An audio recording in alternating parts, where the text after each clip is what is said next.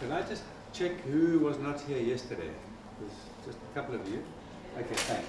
I'm just going to go very quickly over the purpose of open space. There's no judgment as to whether we are too few or too many, but I think Friday afternoon has certainly affected the turnout. But this is not a spectator sport, this is participation really, and I think that might have affected people. Just very briefly, open space is designed to have a different format of how you deliberate about something, and the idea is to take away all previous structures and to enable an open space where chaos or creativity is able to reign. The idea is that human beings join like free radicals and bump around until they find themselves where they want to be, and they discuss creatively, and something will come out of that. It's not a new system. It's been going for about 20 years, and it's very adaptable. It can be a 3-day process. Very seldom will you have open space in something as short as 1.5 hours. I will explain the four processes, the 4 steps of open space. Starts with a welcome, which we're doing now. And the main principle is that we have no agenda. This wall is currently our agenda for the next hour. We have a large question to answer, which is how can RRI have global impact? Such a huge question that the mind boggles. When you think of how people have been talking about it in the plenary, all the different angles, the mind boggles. And we have to really try and think of a new way of approaching it. We have to think of something simple and visionary or creative, or some other way of looking at this question. And the intention will be that at the end of this, whatever comes out has got the potential for providing us with a new thought or a new lead which can invigorate or join some of the dissemination attempts that will come out of here, or effects, and will take us further. Rather than simply repeating old slogans, we're looking for some other angle which can just invigorate the discussion and the debate. So the 4 steps, the first one is the welcoming. This happens in open space order. Then you have an agenda setting. We have no agenda, and the idea is that anyone amongst you will have a thought or an idea around which a discussion can take place. And we then invite 1 or 2 or 3 of you to stand up and nominate a discussion item. Some of you who were here before had discussions yesterday that were leading towards very useful results, and I would encourage you to then formulate your idea again, and whichever group joins you, it can be 2 or 3 people, that group should be enough to have a good idea and to report back later. So you have agenda setting, which we'll come back to shortly. When we've set the agenda, we then have what's called open space. This can be for 1 hour, which we will have this afternoon, or it could be, in some cases where companies do this, can be for 2.5 days, or 2 days. There's only one law which applies to open space. This is not my law. Someone asked me whether I devised this process. This is the only law. Open space, and that is called the law of 2 feet, which essentially means that if you're not comfortable in the group where you're discussing it, you are encouraged to move off. In a short time that we have, really, it's probably likely that you won't move too much. Yesterday, the only person who voted with his feet just walked and kept walking. He didn't join a group, he just said he felt he'd had enough of this wafty stuff. So the law of 2 feet applies. If you're not comfortable where you are, go somewhere else. But what open space really requires, it's participation. So it requires the last bit of energy that you've got for new thoughts and new discussions, and try and find some angle that will invigorate that plenary when we report back later on this afternoon.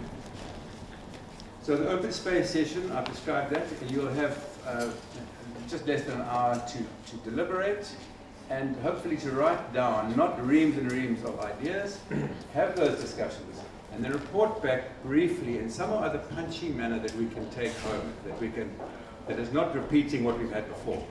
So that's what we're hoping. Something unusual, or something interesting, or something inspirational, or something different. That's why the open space has been devised. And then at the closure, we'll have 15 minutes, and each group, and I'm imagining there might be 3 or 4 groups, each group comes and reports back in quite a punchy way, quite a short way, what they have deliberated. There's only one law of open space, but there are principles as well, which are quite useful in this context where we are so few. The first principle is that no matter who's in the room, this group has the potential to have new thoughts or something really creative. So there's no judgment about who is here and who is not here. The next one is the topics you decide. Those topics are the ones that will happen today. There will never be another open space like this. It's unique. It will start in its own mysterious way. And when you have your conclusion, that'll be the end of it. We can't recreate the open space later. It ends when it ends in about an hour's time. So it's quite a strange little journey that we go into together.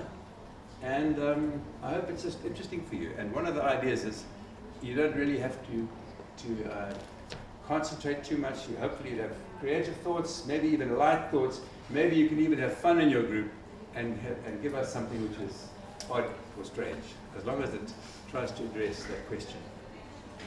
So I might need some help from one of my facilitators for the agenda setting. Before we set the agenda, sorry?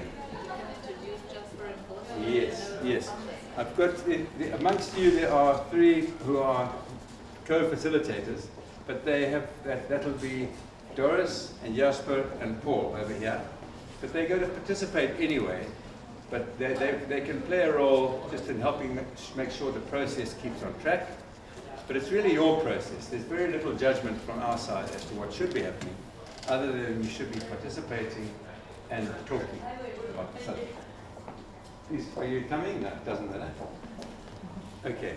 Any questions before we just go into setting an agenda for this afternoon? Doesn't look like it? Can I ask you just to think a bit as to how you might join, or rather lead, an idea, or take an idea further from yesterday to address the question.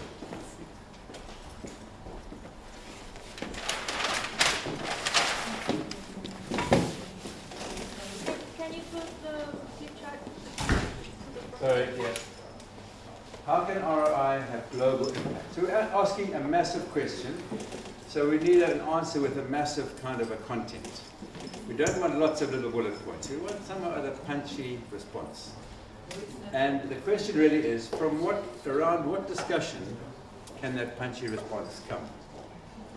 So I would encourage any of you, I would actually like to plant a seed with the creative kids that started up yesterday as to whether you want to formulate an idea around that as well, which was to do with dissemination of art. But really, I'm just encouraging you, if you have an idea, how to formulate it, we can write it up now. Any of the other leaders from yesterday, or people who have an idea, how we can approach the big question? Chat amongst yourselves. If none of you have an idea, then we really all just go home. So I really hope it won't happen. Sarah. Yes. Just moving on a little bit from yesterday when I was talking about the idea of growth, about the how does the RRI approaches affect the environment, and how can we ensure the continuation of growth and protection of the environment within an RRI context, which is obviously very much a global issue. Okay, how would you like to formulate that? RRI from an environmental global perspective. Okay, like how can RRI have global impacts? We've got to formulate the question in such a way that it responds to that. It's just a global impact. How can we positively affect the environment rather than a negative effect? Positive, yeah. In other words, is the environment protected? In other words, yeah, that's good. Okay. That's good. How would RRI protect the environment? Okay. All right, that's idea number 1. Do you want me to write the new? Thanks. If you can write nicely. Okay, thanks. Sorry, we have 1. Would you like to float your one? Yes, how can RRI build a global vision or political project? Okay. Okay. Starting from the idea that our actual problems are global in nature. Okay,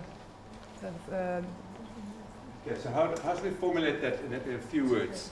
Just to A global RRI vision. a global RRI vision. Is that How does that relate? okay? Because if you have a global RRI vision, then will that answer a question? Will that lead to an answer to the question? If you can guide your thinking to lead to an answer to the question, I'm just trying to think how we can frame it so that it answers the question. How can it have global impact? So you're saying it needs a vision. I think I heard to say it needed a politic. And it's so Okay, maybe let's think before we formulate it. I would like to take you one forward, but I just want to formulate it so that. Are you not saying how it can have global impact? It needs a global vision to have global impact. Isn't that what you're saying? Yes, and a fair vision. A what? A fair vision. A fair vision. Let's put that down. A global vision. So what you're really saying is how to get a global vision, which will then have a global impact. Isn't that what you're saying? Global vision. People must understand the question so they can come to you, because your group will then be discussing that. So let's just talk around. Are you on this point, or was that another point, Elena? Another one. Okay, just hang on a second. Can anyone help us with formulating this one?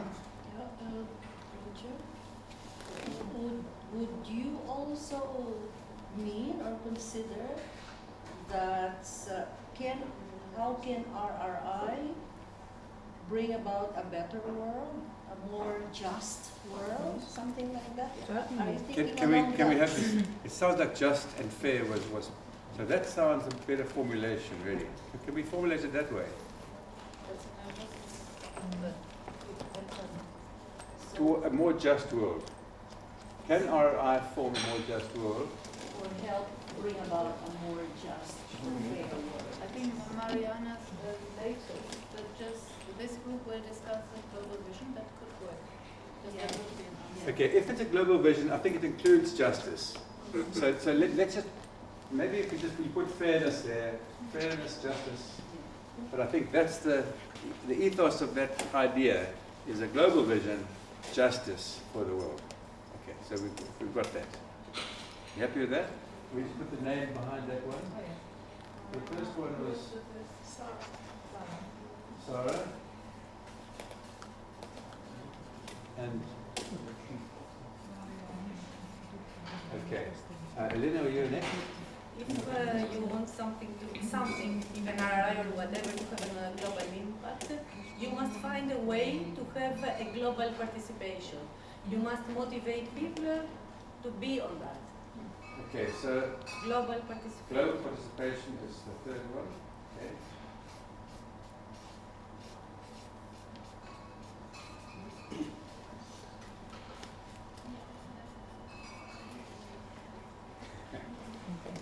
See if I can go. Okay.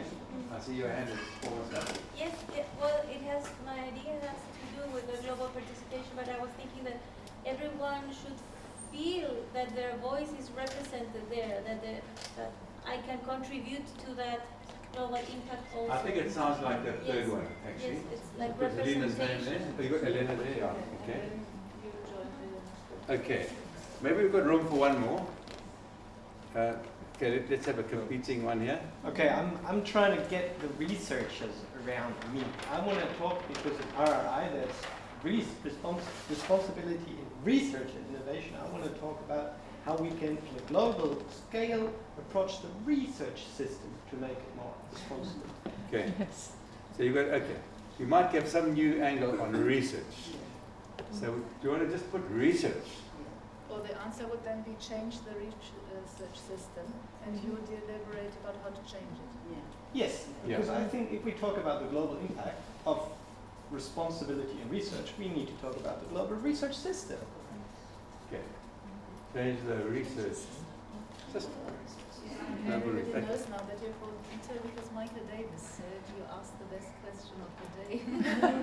That was a fluke, Fred. Let's see if you can follow up with a basic response. Okay. if we have a fifth one, we might find when we vote with our feet that you might have a group of one or a group of two. That's fine. Let's try one more. Have you your idea? So I was thinking that, in my opinion, RRI should tackle the economy of growth and end with this idea of growth. Did it yesterday? When you say tackle, Sorry, I wasn't here yesterday. So when you say tackle growth, you mean challenge growth. yeah, challenge growth. So post-growth or degrowth economy. Right. Now that's okay. That's a Post-growth. challenge the growth economy. Yes. You're Guido, aren't you? Yes. Yes. I would challenge that actually. Sorry. I mean, that may be a European perspective. It's not going to go down in the third world. We No, well, let's debate it and let's just No, see. I know, but Let's just see what comes out of a We discussion. can have a debate on that one. But if you talk about global impact outside of Europe, if you're going to go for a no growth dimension, you're not That's a going to get non-starter. anywhere. It's not gonna So it's a good one to discuss. At least shoot it down, or at least float it as an idea or a thought, because it's a very powerful thought in terms of climate change and the rest of it. Okay, we've got 5 topics, and we've only got about 25 people. If everyone's very average, you'll end up having 5 in a group. Some groups might have only 2, but you might have wonderful ideas, or you might all migrate to join another group. And some of you might leave early, which is also cool, which is fine. But if each of those can just decide where they're going to go, and we want to just go a bit further, just take your chairs, and if one group could go like in that corner there, someone could stay here, someone could take their chairs, just go about there. Just don't be too close to each other. And we've got about an hour to chat about these things. And try and have loose discussions first. Loose, hear each other out. And then start snapping as to whether we can just find something simple and punchy, which is not a long story. Just a quick question. It seems to me that each of these 5 can speak to the other 5 as well. And we've only got an hour, so if you were to try and have a say in each of the other quarters, you might get lost. So I wonder whether in each of the groups we should try and think how they connect with the other questions. Okay, this is very much the chaos theory in operation. Can I just leave that to you? And if you want to send a delegation across to have a diplomatic mission to another group, you're welcome to do that. Let's see what happens from there. But that's precisely what can happen in open space. We're not judging it. As long as you keep on topic, approximately, and and engage fully, that would be fantastic. Any questions before we go off into our groups? Feel free to vote with your feet. Don't feel bad about leaving someone alone in a group. Because the real thing is you must go where you want to be. Okay, thank you very much.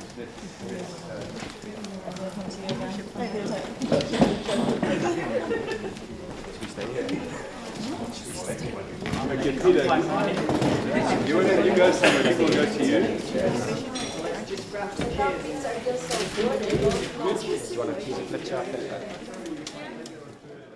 I should defend public goods from narrow economic competition, and RRI should itself be a public good, considered a public good. Yes. And then, Public goods. Just define public goods a bit more. What do you refer to? Public goods where Things that shouldn't be at the mercy of market forces and cannot actually be distributed fairly by the market. So people must have them, like health, education. yes, it should be provided by the state, Electricity. collectively provided. Yes. Okay, no, I'm with you. Yes. And then, yes, shouldn't we, in case we want to have a global vision, focus more on well-being instead of welfare? Well-being, it also implies the concept of social cohesion, having the feeling of belonging to a community, of having a respected identity, and so on. One other elements were the idea of cooperation as a strong element of a global vision instead of competition.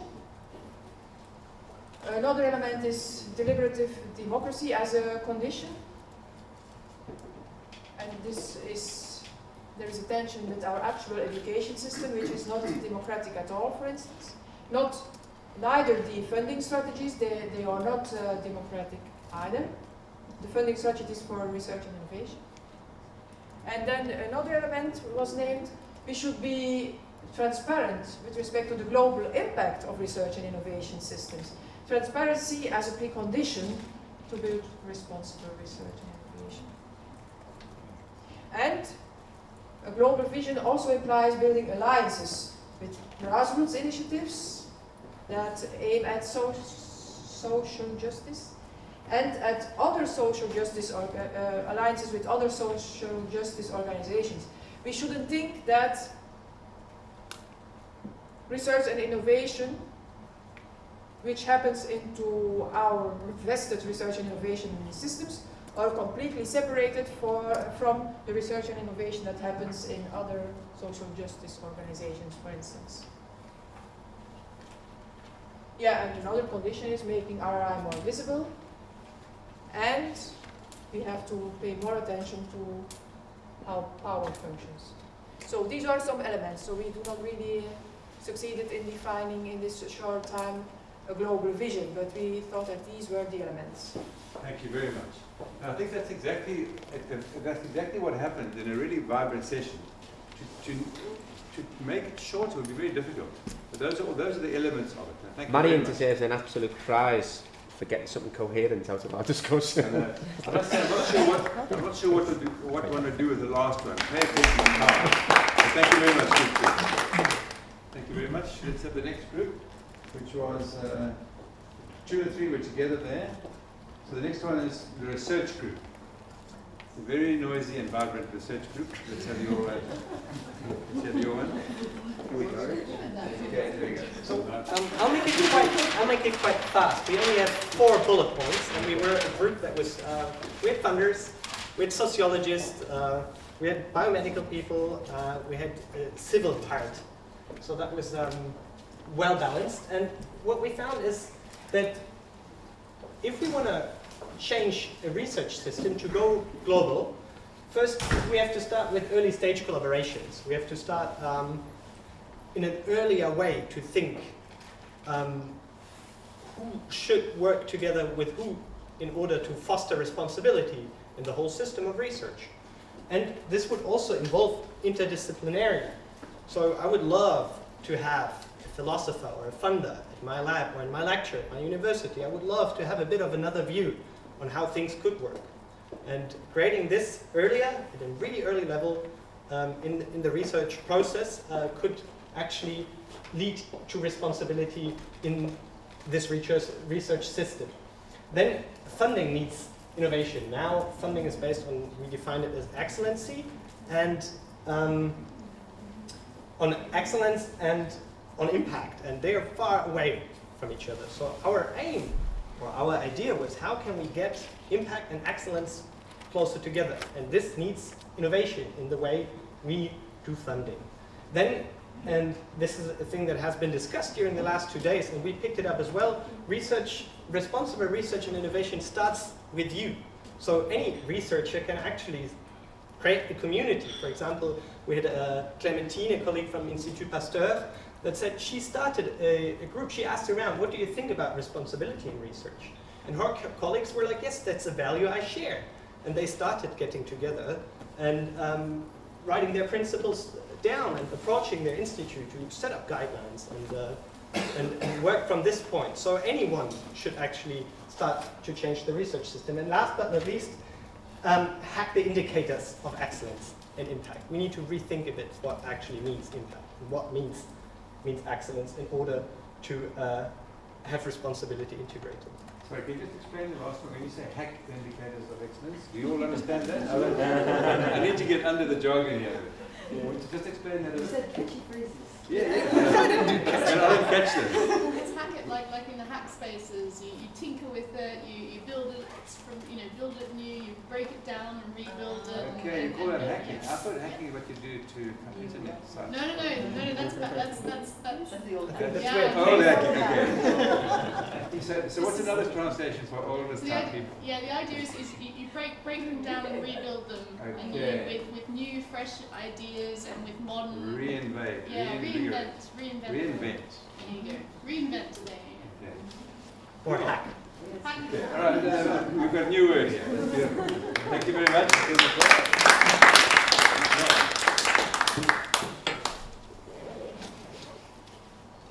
Okay, thank you very much.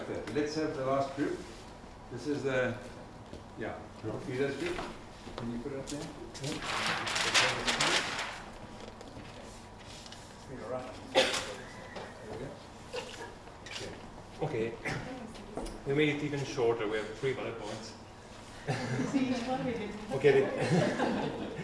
The first, so the idea was to, the question was, if RRI has to challenge the growth economical model, so the economy based on growth, and it was kind of a provocation in order to have an impact on a global scale. And okay, opinions were divided. I mean, we were not, of course, there were people thinking yes, people no, but an agreement was that at least that RRI refused an unregulated growth. So somehow we can say RRI has an impact on how we think about the growth, at least. Then we thought that the topic is raised, that RRI has to be linked to the local needs. So the idea is an innovation driven from local, so with participatory process, which are typical of RRI, and so not from an economic decision made in a top-down model like maybe we are used to, but from the local communities. And in particular, if I get it right, there's the idea also to define it like really at a town, at the level, at the scale of a town, where things can be done more concretely, so can be really put in practice, not thinking local in the sense that Italy or Belgium or whatever, in a very local sense. And for this, linked with this question, there's the democratization of public funding decision about local needs. So the idea is that also the needs, RRI is linked to the needs of the citizens. And what are local needs should be defined locally. And the public funding, so the system of funding, should be democratized in the sense, again, the decision-making process should include, at the local scale, citizens, and again, be based more on participatory processes rather than on decisions made out in a more abstract way. I don't know if I got everything. If somebody wants to add, was a yes, maybe, yes, David. Yeah, I mean, I think we've got time for just a bit of discussion around it, so let's pass the mic around a bit on that one. I mean, I think I want to take up this last point. So, dream, because that's what about innovation is about. It's about dreaming, it's about imagining a future that we don't have. So imagine that Brussels has adopted RRI as its official policy. So when Brussels has its elections and the local governments come together, one of the first things they do is they sit down and they prepare a list of social challenges that the citizens of Brussels face. That's their obligation, to develop 20 challenges that they think are important for the citizenry of Brussels. That might be about nutrition of children, it might be about law and order, it could be about any topic that is felt to be a social pressing need that cannot be met by the corporate sector in any way in the Brussels environment. They define these 20 challenges and they put them up on a website. And you, all the citizenry of Brussels, you go into your website and you vote. And 3 or 4 come out at the top with numbers, and those are the challenges that the local government of Brussels decides that they will meet in an innovative way. So then they say, these are the challenges for which we are prepared to provide resources that we want to be met. we would like and we would expect interdisciplinary application. We would expect philosophers and social scientists and engineers to be engaged. That's what we would look for. We would look for universities collaborating with science councils, or we would expect we not only want to see an innovative solution, we want to see an innovative practice. That innovative practice, if it's something about children or about handicapped people, we expect the end users to be involved in the actual process of deciding how these decisions are to be met and managed. So we are asking of a process here, a competitive process, to which we then select a group of non-aligned, non-politically aligned citizenry, I don't know, professors from established universities and people with authority, to actually make some judgment over the various applications to meet those social challenges.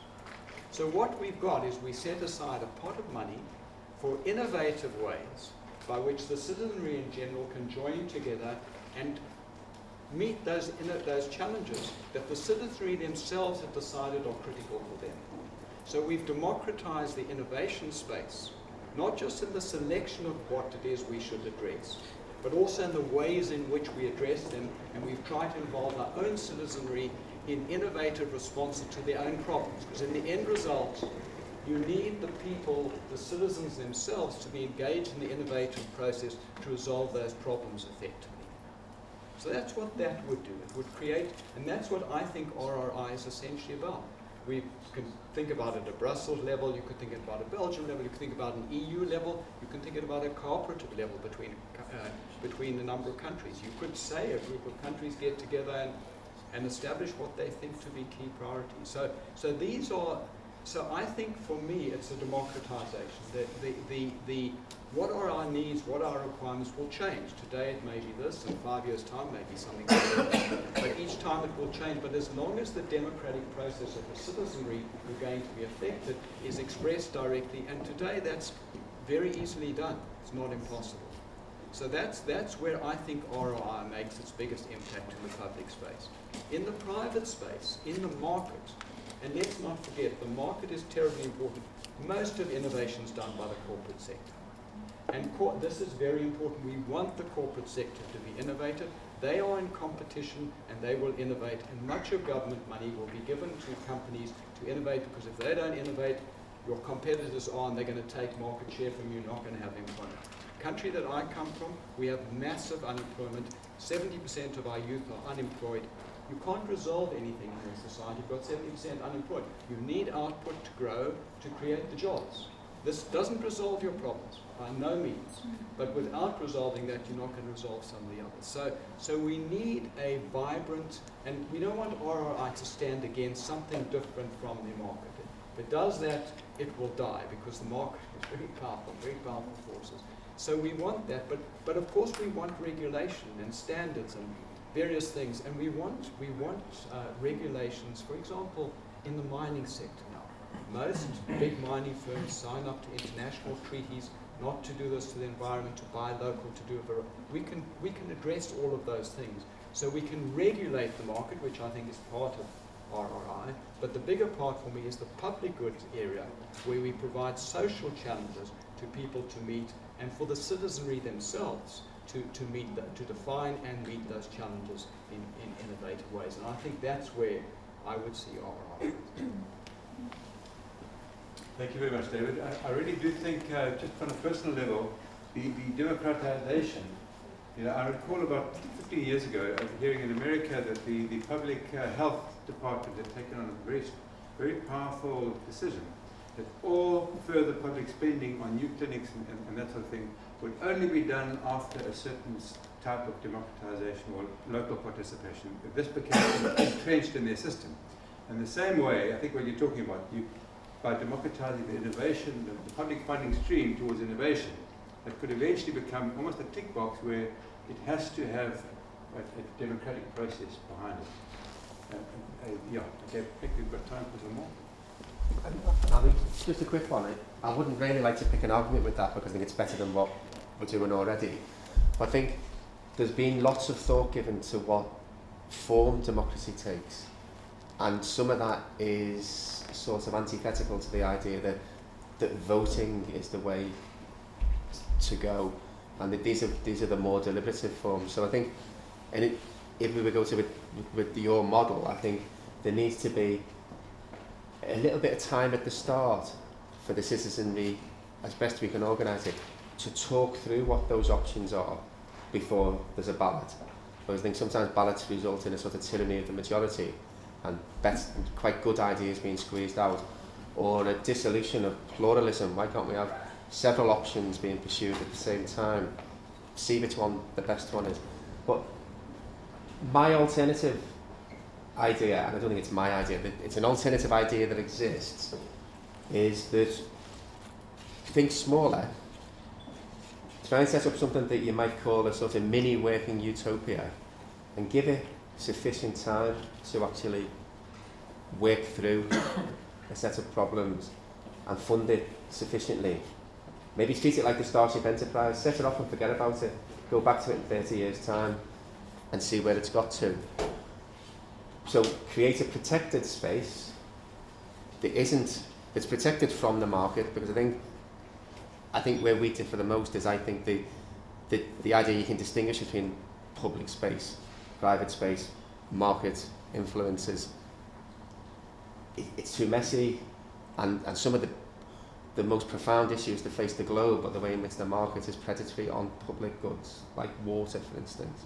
So I think what I'd like to see is funding for a cooperative, utopian, mini little working laboratory, and I mean laboratory metaphorically, where people can aggregate towards it if that's what they want to do, and they get sufficient funding to do something different. And what will come out of that is something prefigurative. It will shape the processes that we don't know yet what they would look like, but we need to give them time to nurture themselves and see what they would look like. And I think it won't end up in a set of standards. It'll end up in a sort of sophisticated set of relationships and working practices that will look really different than what we do now. So you talk about investing in a process which will lead to an outcome of some form. Yeah, part of that process would be funding that isn't, you've got to give me your report next year, or a preliminary report within 6 months. Here's a bunch of funding, go away and collaborate, and we'll come back to it in quite some time and see where you've got up to. Where the only thing we're going to ask you to do is cooperate, and then just tell us how you've done that. Tell us what's cooperative about it. Tell us why it's different than the market. Tell us how you've managed to run your democracy. But we won't insist on what that has to be from the get-go. You will work out the best way of deliberating and the best way of maximising participation in those deliberations. The best way of working out, the fact that people have strong views about stuff and want to argue with each other for good reasons, but that makes for turbulent democracy, but that might make for the best creativity. But are we big enough and ugly enough to get on with turbulence, or from the first get-go do we throw people out the room? Who's in the room, who gets an invite? All that has to be worked out, doesn't it? You've got to persuade some funders to back that model, really. Well, but it only has to be a corner of what gets wasted now. It can prove itself. Yeah. Anyway, that's creative ideas. I think we've reached the end. The falling down of all the papers kind of signifies the end of our session. Everything fell down. And thank you very much for the energy you've put into it. I'm going to try and summarize this very disparate and creative kind of discussion in a very short time back there. But I think we are very grateful that you've come here and put some energy in. There was no place to hide, really. It was that participated. So thank you very much, everybody. And we'll see you in the... Thank you.